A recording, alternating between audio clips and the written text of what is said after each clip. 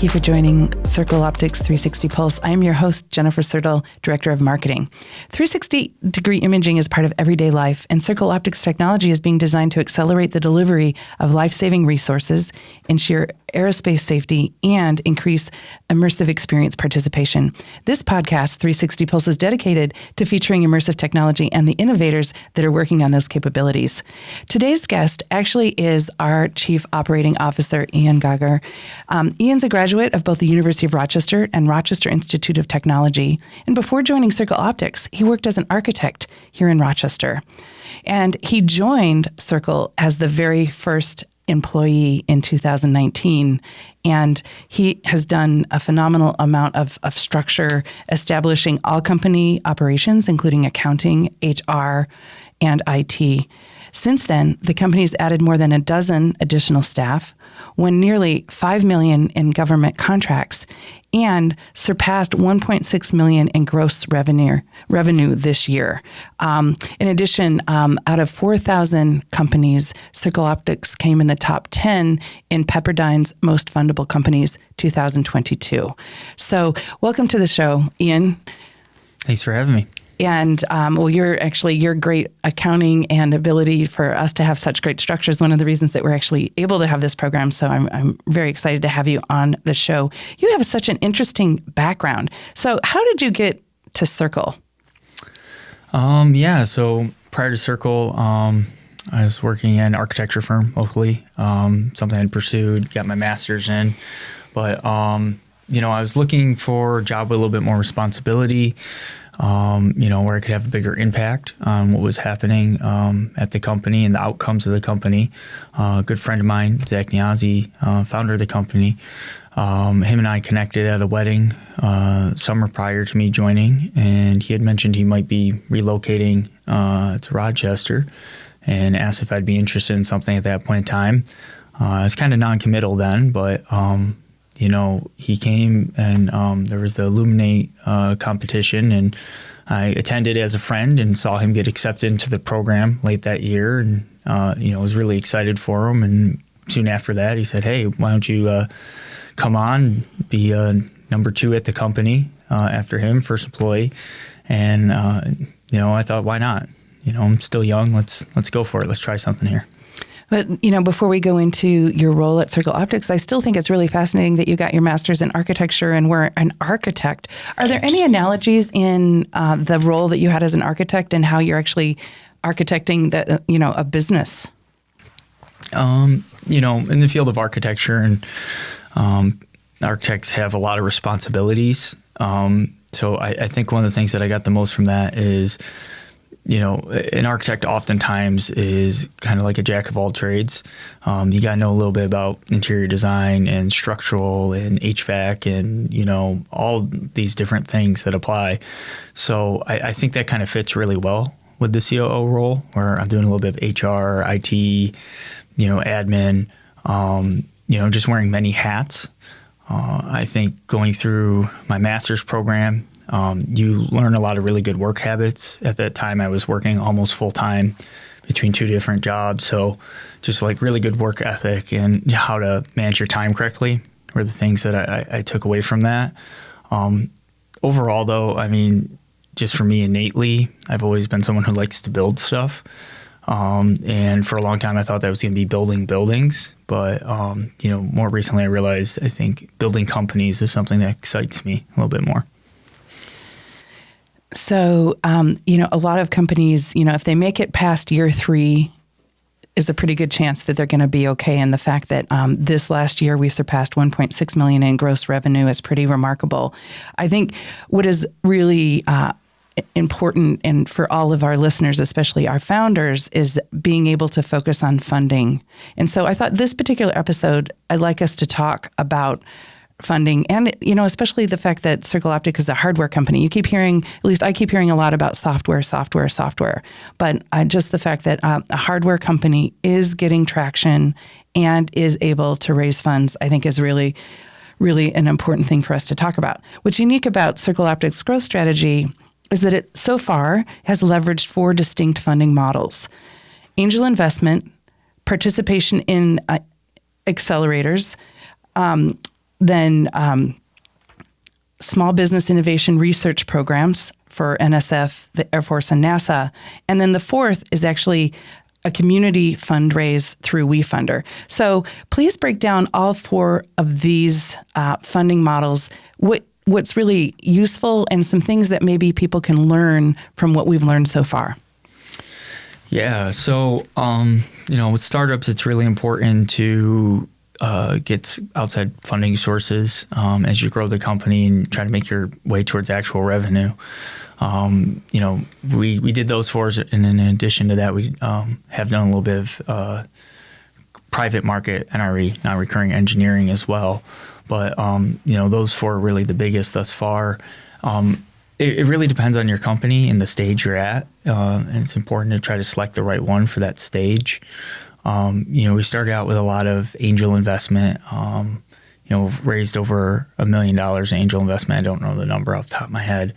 But that was really good when we were starting out and looking for that initial funding to find people that really believed in Zach and I as company leaders, and then understood or really believed in the technology.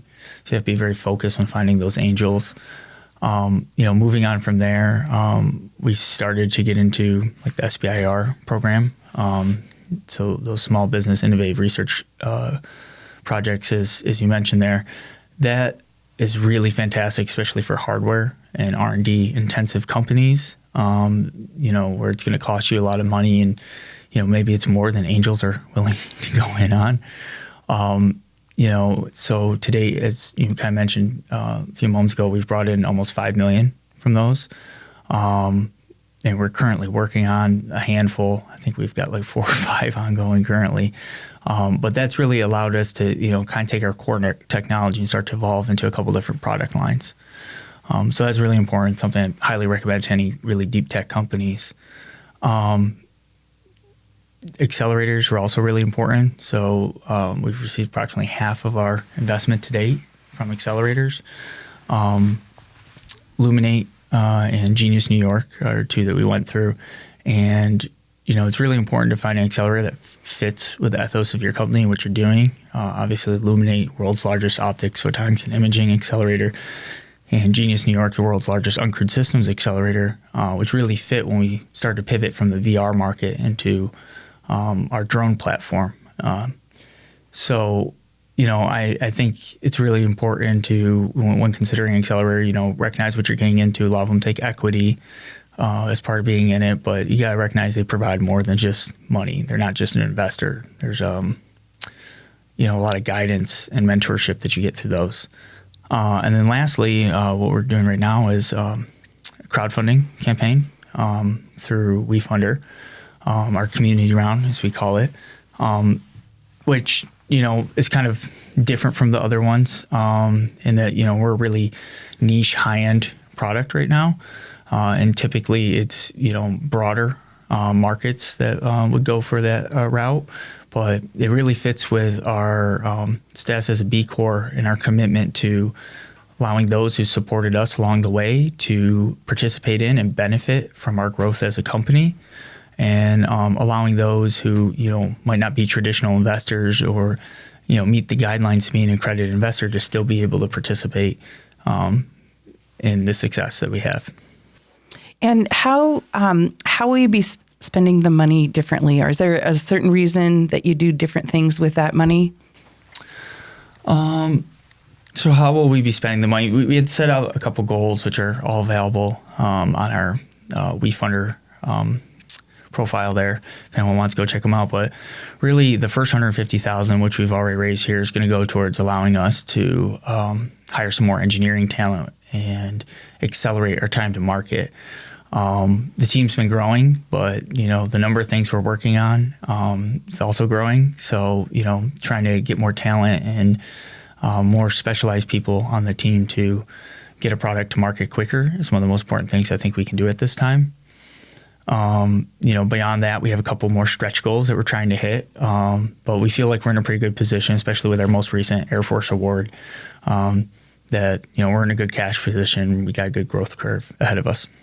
We recently we have a new partnership, and we're going to have a later program dedicated to that. But can you give our listeners just a little insight into what we're doing right now with our partners? We've got 2 partners right now. Yeah, so I guess the one that's going to be probably coming up soon is Aerial Robotics there. That's something I'm really excited about. Aerial Robotics went through the Genius New York accelerator with us more than a year ago now, and was just a couple offices over, and got to know the founders of that company really well. And we think that they have a fantastic product. So we've been in conversations for a little while about testing our drone system, Pegasus, on their platform. And, we're happy to finally come together and put together some documentation and say that, we're officially going to partner and work together on this. Beyond that, there's Archangel Imaging, who we're working with as well, and they do navigation software and algorithms, taking images which come from cameras and other sensors and using it to direct the autopilots on drones. So we think that they're like the perfect glue between us and Aerial Robotics. They also have a partnership with Aerial Robotics, which predates our partnership with Aerial Robotics. So, I think the 3 of us together is a little trifecta that is going to enable that beyond visual line of sight market that we're trying to get to. A drone by itself can't do it. You need the sensor, and you need someone with the algorithms that are smart enough to look at that data and make those decisions and take away the insights to, allow the drone, the platform, to avoid collisions and make the best moves. That's one of the things that to be able to see our technology do life-saving technology, in terms of some of the loads that are on these are going to be medical devices and things that really make a significant difference. And then also what you just alluded to, the aerospace safety, which is really good. The company was founded as a B Corp initially, and I'd love what was the strategy behind that as a intention? Yeah, so, back when Zach was founding the company in 2017, he actually received a lot of pushback for wanting to go the B Corp route. For those who aren't familiar with benefit corporations, it's, really saying that our company has multiple metrics in which we judge success on. It's not just, profit for the shareholders. While that is important, and that's one of the metrics that still exists, it's also, keeping in mind doing the best thing for our employees, doing the best thing for our customers, being responsible stewards of the environment to the extent that plays into what we do at our company. And, coming out with that mission from day one, I think has really set the tone for our company. And since then, since 2017, you see a lot of other companies starting to go that route and either switch to being B Corps or going and independently getting B Corp certified while remaining a C Corp. And, I think we're going to see a lot more of that in the future. The picture I'm wanting to paint is just that the choices that were made are very strategic choices, and they may make the climb a little bit longer, but very, very intentional, and we're really getting some incredible traction. Many times founders, they are very excited about their product and they bring on a salesperson, but Zach Niazi brought in a chief operating officer to create a structure in order to prepare for growth. So as you have kind of got us to this level, how are we preparing to grow to commercialization? Yeah, well, we are going to need a salesperson. That's definitely on the to-do list. But, it was important with this technology, which is, really novel and has taken a lot of years of development to get to the point it is, that we have that really squared away before we start trying to sell something that is half-baked, essentially. So, it's about, learning to walk before you can run. Now, as things are maturing, Hydra 2 system is available for pre-order. We're going to start with some limited trials with rentals this upcoming year with the system we have. And, moving into this new market, in order to scale, we're really focused on, we did a lot with the hard tech and figuring out the science of how it goes, but starting to find people that have experience taking expensive technologies and scaling them to commercial markets. And a lot of that is moving from glass to polymers and changing things with how we do our electronics to allow us to reduce costs and increase manufacturability of these systems moving forwards. So as a team member, I think we have 15 people on the team. And I think one of the things that's so great is that there's actually two roadmaps for Sertl Optics. One is the technology roadmap, which Ian just laid out for us. But then there's also the employee roadmap. And Sertl has done some remarkable things to really support our ability as team members to be part of this growth strategy. I'd love you to talk a little bit about that.